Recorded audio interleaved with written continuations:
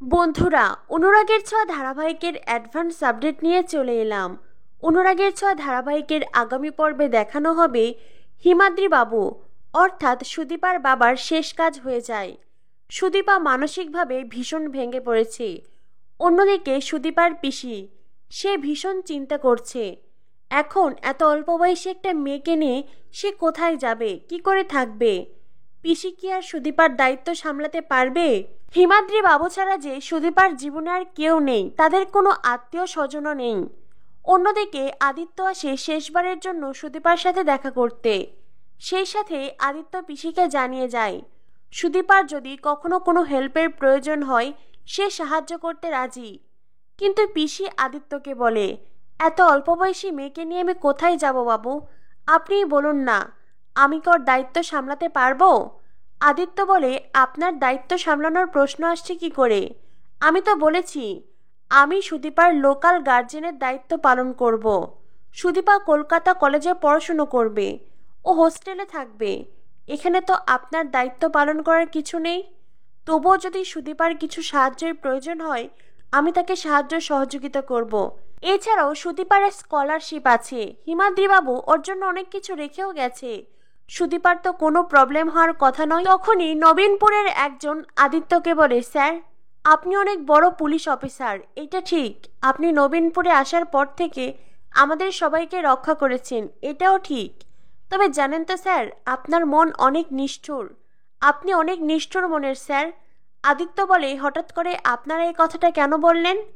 তখনই আদিত্যের পাশে দাঁড়ানো অন্য পুলিশ অফিসার আদিত্যকে বলে, স্যার এইবার আপনি কি পরিকল্পনা করছেন? আদিত্য বলে, আমার তো নবীনপুরের কাজ শেষ হয়েছে। হ্যাঁ, সুন্দর ধরা পড়েছে, সুন্দরের কেস কোর্টে উঠেছে। আশা করছি নবীনপুরে আমার আর কোনো দায়িত্ব নেই। আমাকে যেই কাজে পাঠানো হয়েছিল আমি সেটা করেছি। এবার যত দ্রুত সম্ভব আমি বাড়িতে ফিরে যাব। আমার বাড়িতেও একটি দুর্ঘটনা ঘটেছে, আমার এখন ওখানে থাকার প্রয়োজন। আর তাছাড়া আমি হেড অফিসে জানিয়েছি, অফিস থেকে আমাকে বলা হয়েছে 7 দিনের মধ্যে আমি ফিরে যেতে পারি। তাই আমি হয়তো আগামী পরশু দিনই বাড়ি ফিরে যাব। তখনই নবীনপুরের একজন লোক বলে ওঠে, না। কথাটা শুনে আদিত্য অবাক হয়ে যায়। আদিত্য বলে, মানে আপনি কি বলতে চাইছেন? লোকটি আদিত্যকে বলে, আমরা আপনাকে এখান থেকে কোথাও যেতে দেব না। লোকটির কথা শুনে বাকি গ্রামবাসীও সবাই তখন হৈ হৈ করে ওঠে। সবাই বলে, হ্যাঁ, আমরা কেউ আপনাকে এইভাবে যেতে দেব না। আদিত্য বলে, মানে? আমি তো এখানে চাকরির জন্য এসেছিলাম, আর এখানে আমার সব ডিউটি পালন করা হয়ে গেছে। এবার আমি ফিরে যাব, এটাই তো স্বাভাবিক। আমি তো চাইলেও আর সারা জীবন নবীনপুরে থেকে যেতে পারবো না। সুদীপ আর পিসি তখন আদিত্যকে বলে, স্যার ওরা কথাটা এইভাবে বলেনি, ওরা বলতে চেয়েছে আপনাকে একা কোথাও যেতে দেবে না। আদিত্য বলে, মানে? তখনই আদিত্যর পাশে দাঁড়িয়ে থাকা জুনিয়র পুলিশ অফিসার আদিত্যকে বলে, স্যার আপনি একবার সুদীপার কথা ভাবুন। আপনি ভালো করে একবার সুদীপার কথা ভাবুন স্যার। আপনি চাইলেই তো আর সবকিছু ঝেড়ে ফেলে এখানকার সব কাজ মিটিয়ে পরশু চলে যেতে পারেন না। সুদীপার প্রতি তো আপনার কিছু দায়িত্ব আছে। আদিত্য বলে, এইবার কিন্তু আপনাদের কথা শুনে আমি ভীষণ অবাক হচ্ছি। না মানে আপনারা কি বলতে চাইছেন? আমি কি নবীনপুরে এসেছি সুদীপার দায়িত্ব নিতে? আর সুদীপার কি এমন দায়িত্ব নেওয়ার আছে আমার, যার কারণে আমাকে নবীনপুরেই থেকে যেতে হবে? আমি এখান থেকে কোথাও যেতে পারবো না। আপনারা কি সত্যি আমাকে এই বিষয়ে জোর করতে পারেন? সুদীপ আর পিসি তখন আদিত্যকে বলে, স্যার আমরা এই নবীনপুরে আপনাকে রেখে দিয়ে তারপরে সুদীপা দিদির দায়িত্ব নিতে বলিনি। আদিত্য বলে, তবে আপনারা কি বলতে চাইছেন বলুন, পরিষ্কার করে কথা বলুন। সুদীপ আর পিসি বলে, স্যার আপনিই ভাবুন না, এত বড় একটা পৃথিবীতে আমার সুদীপা দিদিকে আমি একলা কি করে ছাড়ি? সেই মেয়েটা একলা কি করে থাকবে বলুন?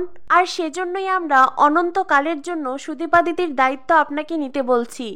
কথাটা শুনে আদিত্য অবাক হয়ে যায়। অন্যদিকে রুমের ভেতর থেকে সুদীপাও কথাগুলো শুনতে থাকে। গ্রামবাসী তখন আদিত্যকে বলে, স্যার আজ নাই তো কাল সুন্দরের কেস ঠিকই উঠে যাবে। সুন্দর আবারও জামিন পেয়ে এখানে চলে আসবে, আর তখন যে সে সুদীপার ক্ষতি করবে না তার কি গ্যারান্টি আছে? আদিত্য বলে, তার জন্য আমি কি করব? তার জন্য আমি তো এই নবীনপুরে সারা জীবন থেকে যেতে পারবো না, আর সুদীপাকে সারা জীবন প্রোটেকশন দিতেও পারবো না।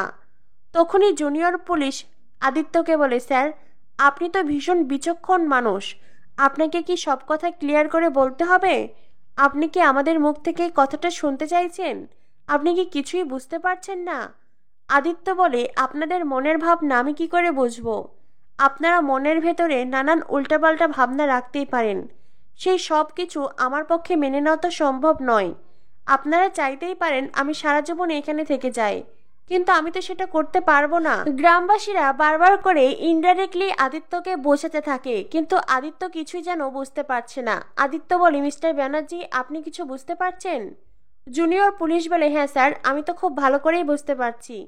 আর আমার মনে হয় আমরা সবাই মিলে যেটা ভাবছি সেটাই সবচাইতে ভালো অপশন। আদিত্য বলে, আপনারা আমার সম্পর্কে কি ভাবছেন সেটা তো আমারও জানা প্রয়োজন। আপনারা ভাবলেই তো সব কিছু হলো না, বিষয়টি তো আমাকেও জানতে হবে। মিস্টার ব্যানার্জি বলে, অবশ্যই স্যার। স্যার, আপনি পরশুদিন এখান থেকে চলে যেতে চাইছেন, কিন্তু পরশুদিন আপনি যেতে পারবেন না। আদিত্য বলে, আপনি কি আমাকে অর্ডার করছেন? মিস্টার ব্যানার্জি বলে, স্যার, আমি যদি কিছু ভুল করে থাকি তো আপনি আমাকে ক্ষমা করবেন, কিন্তু স্যার আপনি পরশুদিন এখান থেকে যেতে পারবেন না।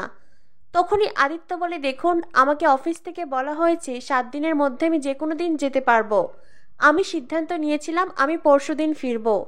এখন পরশুদিন আমি এখান থেকে না গেলে যদি আপনাদের কোনো উপকার আসে, তবে হাতে থাকলো আরও 2-3 দিন।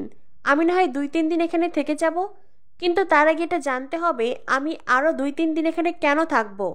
মানে আপনারা কি চাইছেনটা কি সেটা তো আমাকে জানতে হবে, কারণ আমি তো আপনাদেরকে বলেছি আমার বাড়িতেও একটি দুর্ঘটনা ঘটেছে, আর সেখানেও যাওয়া আমার খুব প্রয়োজন। আমার একটি পার্সোনাল লাইফ আছে, আর আমি আমার পার্সোনাল লাইফ, পার্সোনাল স্পেস কারোর সাথে শেয়ার করতে চাই না। মিস্টার ব্যানার্জি বলে, স্যার সবই বুঝতে পারছি। আপনার যেমন বাড়িতে যাওয়া ইমার্জেন্সি, ঠিক তেমনি এখানে থাকাটাও আপনার ইমার্জেন্সি, কারণ এখানকার ঘটনার সাথেও আপনি জড়িয়ে গেছেন। আদিত্য বলে, আমি কিসের সাথে জড়িয়ে গেছি সেটাই তো বুঝতে পারছি না। সুদীপ আর পিসি তখন আদিত্যকে বলে, স্যার আমি তবে আপনাকে আসল কথাখানাই বলছি। স্যার, আপনি এখান থেকে একলা যেতে পারবেন না। আপনার যদি যেতে হয় আমাদের সুদীপা দিদিকে সাথে করে নিয়ে যেতে হবে। কথাটা শুনে আদিত্য অবাক হয়ে যায়। আদিত্য বলে, মানে? পিসি তখন আদিত্যকে বলে, স্যার আপনাকে আমাদের সুদীপা দিদিকে বিয়ে করতে হবে। কথাটা শুনে আদিত্য যেন আকাশ থেকে পড়ে। গ্রামবাসী বলে, হ্যাঁ, আপনি আমাদের সুদীপাকে বিয়ে করবেন, তারপরে এখান থেকে যাবেন, নইলে গ্রাম ছেড়ে আপনাকে আমরা কোথাও যেতে দেব না। আদিত্য বলে, আপনারা কি জোর করছেন নাকি? গ্রামবাসী বলে, স্যার আপনার যদি মনে হয় জোর করছি তবে তাই, আমরা এই ঘটনাটাই ঘটাতে চাই। স্যার, সুন্দর জেনে গেছে আমাদের হিমাদ্রি বাবু আর বেঁচে নেই, আমাদের সুদীপা একলা। সুন্দর আজ নয়তো কাল জেল থেকে ঠিকই বের হবে। সুদীপা দিদি এই নবীনপুরে থাকুক কিংবা কলকাতা, সুন্দর তার কাছে ঠিকই পৌঁছে যাবে, আর তখন তার চরম ক্ষতি করবে, যেটা আমরা কোনোদিন হতে দেব না। বড়বাবু, আপনাকে যদি এই নবীনপুর ছাড়তে হয় তো আমাদের সুদীপাকে বিয়ে করে ওকে সাথে করে নিয়ে যেতে হবে, নইলে আপনি কোথাও যেতে পারবেন না। ঘর থেকে তখন সুদীপা কথাটা শুনতে পায়। সুদীপা চিৎকার করে বলে, না। তো বন্ধুরা, একদিকে বাবাকে হারিয়ে অসহায় অবস্থায় আছে সুদীপা, অন্যদিকে পরমাকে কথা দিয়ে আদিত্য দোটানায় আছে গ্রামবাসীর কথায়। অন্যদিকে হিমাদ্রি বাবুকে দেওয়া শেষ কথা রাখতেই আদিত্য সুদীপাকে বিয়ে করবে। কি হতে চলেছে অনুরাগের ছোঁয়া ধারাবাহিকে? অনুরাগের ছোঁয়া ধারাবাহিকের সকল অ্যাডভান্স আপডেট পেতে আমাদের সাথেই থেকো। ধন্যবাদ সবাইকে।